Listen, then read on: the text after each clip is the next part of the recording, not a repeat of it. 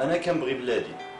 خرجت نهار 20 فبراير وغادي نخرج نهار 20 مارس. حيت مآمن بالتغيير وبمغرب زوين ديمقراطي ومتقدم وباش نعيشوا كاملين بخير.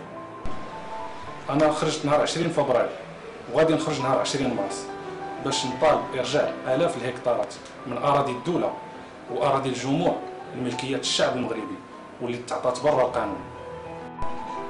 أنا غادي نخرج 20 مارس باش نطالب بمحاكمة المسؤولين الأمنيين اللي صرفوا الناس في كازا وخريبكا. كنبغي بلادي. نهار الحد 20 مارس خارج الطالب الملكية البرلمانية اللي بها نحمي بلادي من الخضوع والاستبداد. أنا خارج في 20 مارس باش ندافع على حقي في التظاهر السلمي بلا ما يتكرفصوا ليا بوليس. أنا خارج في 20 مارس باش ندافع على مطلب الملكية البرلمانية باش اللي انتخبناه نحاسبوه. اللي كاين تاع الزغ وليت مزيرتينو فوق سنة 20 فبراير يقد فوق ودا سنة 20 مارس اشكوري ختا مزيرتين والتفتي ميزان كله الدونيت ريغاو بكين قد عيشت مزيرت يلا الحق يلي ديك القانون.